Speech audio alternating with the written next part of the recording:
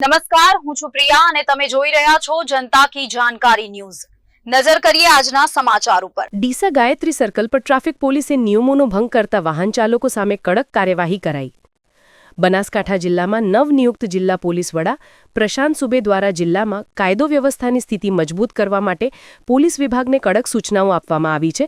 ત્યારે જિલ્લામાં દારૂબંધીના કાયદાની કડક અમલવારી કરવામાં આવી રહી છે, જે બાદ હવે ટ્રાફિક વ્યવસ્થાની સ્થિતિ સુધારવા માટે કડક અમલવારી શરૂ કરવામાં આવી રહી છે। ત્યારે આજે ડીસા શહેર ટ્રાફિક પીએસઆઈ એસડી ચૌધરી સહિત ટ્રાફિક શાખાના કર્મચારીઓ દ્વારા ગાયત્રી સર્કલ પાસે કડક વાહન ચેકિંગ હાથ ધરવામાં આવ્યું હતું, જેમાં નિયમોનું ઉલ્લંઘન કરતા વાહન ચાલકો સામે દંડાત્મક કાર્યવાહી કરી 20,000 જેટલો દંડ વસૂલ કરવામાં આવ્યો હતો, જ્યારે 20 જેટલા બાઇક ડિટેન કરવામાં આવ્યા હતા। જ્યારે બ્લેક ફિલ્મ પટ્ટી લગાવીને ફરતા 4 વ્હીલર વાહનોના બ્લેક ફિલ્મ પટ્ટી ઉતરાવી દેવામાં આવી હતી, જેને લઈને નિયમોનું ઉલ્લંઘન કરતા વાહન ચાલકોમાં ફફડાટ વ્યાપી જવા પામ્યો હતો। જ્યારે ટ્રાફિક પોલીસ દ્વારા માત્ર ને માત્ર રોડ પર દોડતા વાહન ચાલકો સામે કડક કાર્યવાહી હાથ ધરવામાં આવી હતી, પરંતુ મોટર વ્હીકલ એક્ટના નિયમોનું ખુલ્લેઆમ ઉલ્લંઘન કરીને નેશનલ હાઈવે ઓથોરિટીના સર્વિસ રોડ પર અડીંગો જમાવીને બેઠેલા વાહન ચાલકોને આશીર્વાદ અપાતા હોય તેવું જોવા મળી રહ્યું છે।